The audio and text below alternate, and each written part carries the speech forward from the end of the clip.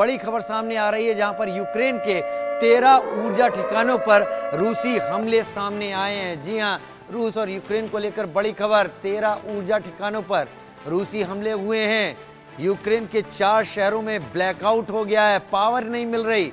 4 शहरों में gas supply भी बाधित हो गई है। रूस और यूक्रेन जंग को लेकर एक बड़ी खबर सामने आ रही है। यूक्रेन के 13 ऊर्जा ठिकानों पर रूस के हमले और महाविनाश की वजह भी हम आपको समझा देते हैं। यह भी समझ लेते हैं, 4 शहरों में तो गैस सप्लाई ठप हुई है, लेकिन यहां पर वजह नंबर 1 नाटो समिट, वजह नंबर 2 F-16 यहां पर जो दिए गए हैं वो ये 2 चीजें ऐसी हैं जो महाविनाश की वजह बनी है। क्योंकि नाटो के साथ जाने की तैयारी जो कर रहा था यूक्रेन, उसको लेकर व्लादिमीर पुतिन काफ़ी एग्रेसिव हुए। उनका कहना था कि अपने दरवाजे पर नाटो को आने नहीं देंगे। लेकिन 2 चीज़ें हैं, एक तरफ तो आप यहाँ पर इस वक्त देख पा रहे हैं ये तबाह यूक्रेन को, और दूसरी तरफ वो 2 वजह जिसके बारे में एक्सपर्ट लगातार कह रहे हैं कि ये वो वजह हैं जो आज के हालात के लिए सबसे ज़्यादा जिम्मेदार हैं। और मेरे साथ मेरे दोनों ही खास मेहमान इस वक्त जुड़े हुए हैं। यूके देवनाथ सर, क्या वाकई में नाटो के साथ यूक्रेन का जाना रूस को इतना नागवार गुजरा कि ये वॉर अस्तित्व में आ गया, और ये वॉर अब शायद तब तक ना खत्म हो जब तक नाटो यूक्रेन से दूरी नहीं बढ़ा लेता?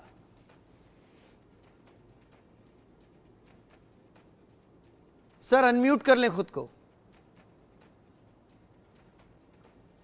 जी हाँ, जब ये युद्ध शुरुआत दिनों में अगर हम याद करें तो रूस की एक ही मांग थी कि यूक्रेन जो है नेटो को ना ज्वाइन करे।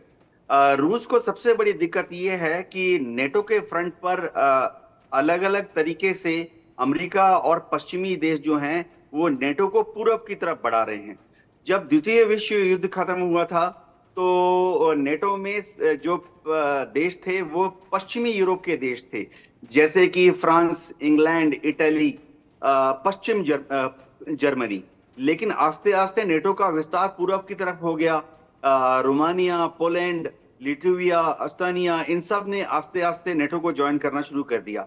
एनकरेजमेंट अमेरिका से ही आया, क्योंकि अमेरिका इनको प्रलोभन देता है कि अगर आप नेटो ज्वाइन करोगे तो आपको हम यूरोपियन यूनियन ज्वाइन करने में मदद कर देंगे और आपको बिलियंस एंड बिलियंस डॉलर की फाइनेंशियल मदद देंगे और ट्रांसफर ऑफ टेक्नोलॉजी करेंगे, ताकि आप रूस के पुराने टेक्नोलॉजी से बाहर निकलकर पश्चिमी देशों की अमेरिकन टेक्नोलॉजी हासिल कर पाओगे। तो अब अगर यूक्रेन नेटो में ज्वाइन करता है तो रूस की जो अंडर बेली है, अगर आप नक्शा देखें, अब तक नेटो सिर्फ रूस के पूर्व में ही था। अगर यूक्रेन ज्वाइन कर लेता है नेटो को तो रूस के दक्षिण में, रूस का जहां हम समझिए छाती है या पेट है, वहां पर भी नेटो का एक्सपेंशन हो जाएगा और नेटो को ब्लैक सी तक और उसकी तैयारी में करीब करीब ज़ेलेंस्की नजर भी आ रहे हैं। और ज़ेलेंस्की को शायद अब इसके अलावा कोई ऑप्शन भी नहीं दिखाई पड़ रहा कि अगर उन्हें बचना है तो उन्हें नेटो का साथ लेना पड़ेगा। लेकिन अब एक और बड़ी खबर का मैं रुख कर लेता हूं, इजराइल से जुड़ी हुई, जहां पर इजराइल पर नॉन स्टॉप मिसाइल हमले हो रहे हैं। माउंट हर्मन, मेरॉन और गैलीली इलाके में ये हमले हुए हैं। हिजबुल्लाह ने कत्यूशा रॉकेट लॉन्चर का इसमें इस्तेमाल किया है। कत्यूशा रॉकेट लॉन्चर का हिजबुल्लाह ने इस्तेमाल किया। हिजबुल्लाह के हमले में इजरायली सेना को भारी नुकसान की खबर है। आईडीएफ का base strategic control room, Israel पर नॉन स्टॉप मिसाइल का हमला किया गया है। माउंट हर्मन, मेरॉन और गैलीली इलाके में हमला हुआ। कत्यूशा रॉकेट लॉन्चर का इस दौरान हिजबुल्लाह ने इस्तेमाल किया। इजरायली सेना को भारी नुकसान है। आईडीएफ का स्ट्रेटेजिक कंट्रोल रूम, सैन्य सर्वेक्षण केंद्र नॉन स्टॉप हमले में तबाह हो गए हैं। उत्तरी इजराइल राख हो गया है। मेरॉन एयरबेस 100 रॉकेट से अटैक यहां पर किया गया है। लगातार नॉन स्टॉप आयरन डोम और रडार स्टेशन तबाह यहां पर किए हैं हिजबुल्लाह ने इजराइल के ऊपर। दर्जनों इजरायली सैनिक इसमें घायल बताए जा रहे हैं। हिजबुल्लाह जो कि लेबनान से इजराइल के ऊपर हमले कर रहा है, तो उत्तरी इजराइल का 80% इलाका, जानकारी जो हम आपको लगातार दे रहे हैं, इसमें आयरन डोम और स्टेशन को भी तबाह किया गया है। नॉन स्टॉप मिसाइल, रॉकेट और ड्रोन दागे गए हैं। क्या जानकारी इसमें है इजराइल के माउंट हर्मन इलाके में हुआ है, गैलीली में हुआ है, rocket launcher Katyusha rocket launcher का इस्तेमाल हुआ। हम एक बार फिर आपको ये सारी जानकारी दे दें, क्योंकि हिजबुल्लाह लगातार इजराइल के ऊपर हमला करने की बात कर रहा है और कह रहा है। थोड़ा सा शिफ्ट हो रहे हैं संजीव जी, लेकिन रूस यूक्रेन युद्ध के साथ साथ अब मैं आपको इजराइल और गजा की तरफ लाता हूं। बात यहां पर अब इजराइल हमास के बीच नहीं रही है, अब यहां पर हिजबुल्लाह भी कूद पड़ा है। यहां पर आग कितनी भड़कती देख रहे हैं आप? देखिए, ये इजराइल और हिजबुल्लाह के बीच में कोई बड़ा युद्ध हो सकता है यदि हिजबुल्लाह ने इसी तरीके के हमले जारी रखे तो इजराइल उसे निसंदेह रिस्पॉन्ड करेगा। और अभी भी इजराइल उसे रिस्पॉन्ड कर रहा है, लेकिन एक लार्ज स्केल का जो ऑफेंसिव है वो इजराइल लॉन्च कर सकता है। और इजराइल और हिजबुल्लाह के बीच में 2006 में भी, जो जिसको हम सेकेंड लेबनान वॉर के तौर पे जानते हैं, वो हुआ था। और उस समय भी इजराइल की जो फोर्सेस ने हिजबुल्लाह को बड़ी क्षति पहुंचाई थी। लेकिन अभी की जो वर्तमान स्थितियां हैं उसमें भी कोई नया युद्ध छिड़ सकता है। और हिजबुल्लाह जो कि अगेन वो एक ईरानियन प्रॉक्सी है, ईरान के द्वारा ही बनाया गया वो आतंकी संगठन है, वो इस तरीके के हमले को करके वो इजराइल को उसके हमास के खिलाफ जो युद्ध चल रहा है उससे वो डाइवर्ट करना चाहता है, उसमें बाधा पहुंचाना चाहता है। और ये चाहे वो हिजबुल्लाह हो, चाहे वो हुती हो, चाहे वो इराक और सीरिया में ऑपरेट कर रहे अन्य जो छोटे बड़े आतंकी संगठन हैं, वो सभी जो इजराइल को टारगेट करते हैं। तो इजराइल की चुनौतियां, राजीव जी, बहुत बड़ी हैं।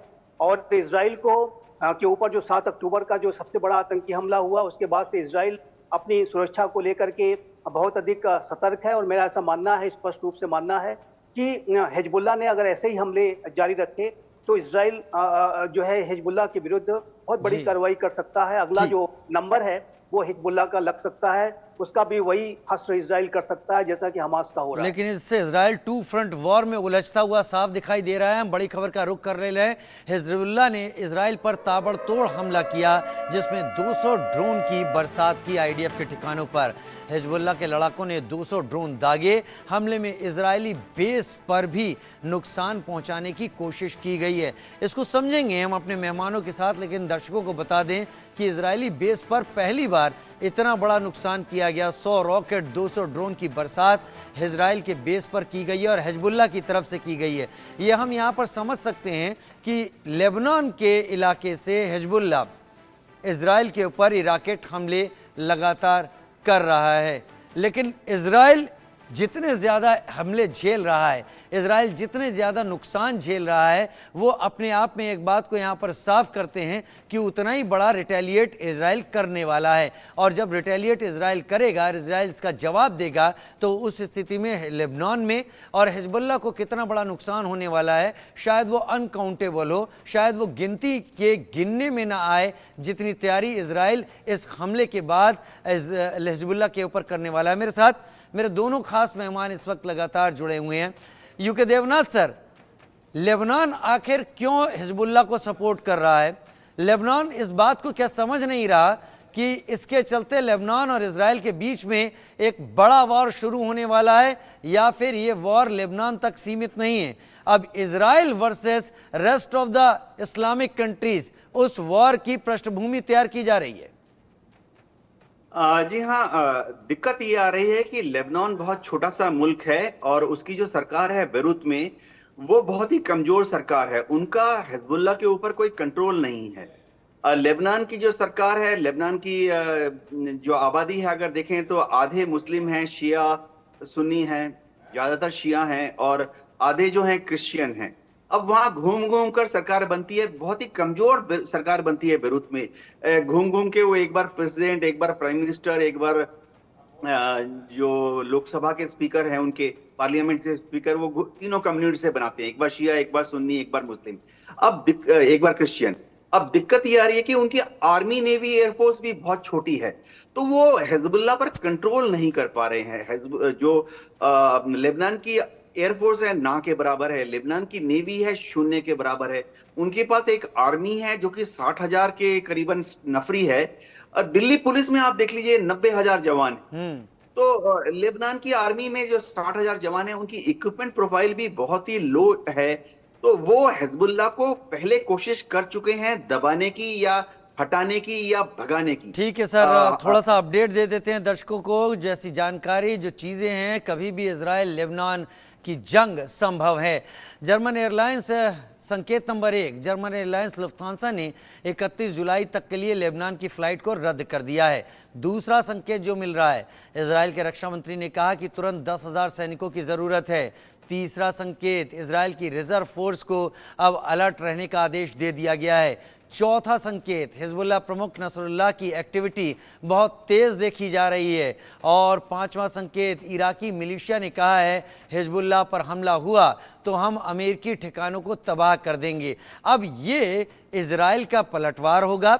इजराइल और हिजबुल्लाह के बीच एक नया जंग का एक फ्रंट वॉर का फ्रंट खुलेगा, या फिर ये इजराइल अमेरिका का एक जॉइंट ऑपरेशन अब होगा इन सब के खिलाफ। क्योंकि अगर इराकी मिलिशिया हमला करता है यूएस इंस्टॉलेशंस के ऊपर, तो इस वॉर का, इस जंग का दायरा बढ़ना तय है। संजीव जी मेरे साथ इस वक्त मौजूद हैं। संजीव जी, क्या आपको भी लगता है कि जंग का दायरा बढ़ने की तैयारी की जा रही है? देखिए राजीव जी, अभी भी ये जो युद्ध है इजराइल का, वो नॉन स्टेट एक्टर्स के विरुद्ध ही है। चाहे वो हमास हो और चाहे वो हिजबुल्लाह हो, उसके विरुद्ध, और हुती के विरुद्ध भी अमेरिका ने एक्शंस लिए हैं। लेकिन मेरा ऐसा असेसमेंट है कि जो आगे आने वाले समय में यदि इजराइल हिजबुल्लाह के ऊपर कोई बड़ा हमला करता है तो अमेरिका का उसको पूरा साथ मिलेगा। और अमेरिका की तरफ से जो अभी बयान आए हैं जिसमें कि अमेरिका ने कहा है कि यदि हिजबुल्लाह के खिलाफ इजराइल कोई बड़ा ऑपरेशन लॉन्च करेगा तो यूएस की जो फोर्सेस हैं वो उसके साथ कंधे से कंधा मिलाकर खड़ी रहेंगी। और हिजबुल्लाह की अगर शक्ति की बात करें तो हिजबुल्लाह हमास से कहीं ज़्यादा शक्तिशाली आतंकी संगठन है। इसके पास बड़ी संख्या में ड्रोन्स हैं, मिसाइल्स हैं, और जाहिर है कि रॉकेट्स इत्यादि तो उसके पास बड़ी संख्या में है। और ये जो इजराइल का जो आयरन डोम सिस्टम है उसको बड़े हमले के माध्यम से ओवरवेल्म कर सकता है। यानी आयरन डोम का जो प्रोटेक्शन है वो इजराइल, यानी इतने रॉकेट अटैक्स किए जाएं जिससे आयरन डोम डिटेक्ट करने की कंडीशन में ना रहे और फिर ये इजराइल में तबाही मचा सके। एक बात मैं और कहूंगा कि ऐसे में यूनाइटेड स्टेट्स ऑफ अमेरिका की जो शक्ति है वो इस तरीके के हमलों को रोकने में बहुत कारगर साबित होगी। जैसा कि ईरान ने जब हमला किया इजराइल के ऊपर तो अमेरिका के जो एयर डिफेंस सिस्टम्स ने उसमें बड़ी भूमिका निभाई थी उसको नाकाम करने में। नाकाम करने में जो एयरक्राफ्ट, चलिए मेरे पास समय कम है सर, समय थोड़ा सा कम है, लेकिन मैं चाहूंगा कि मेरे दर्शक समझें कि हालात कम से कम मिडिल ईस्ट में भी अब ठीक नहीं हैं, हालात वहां भी उबल रहे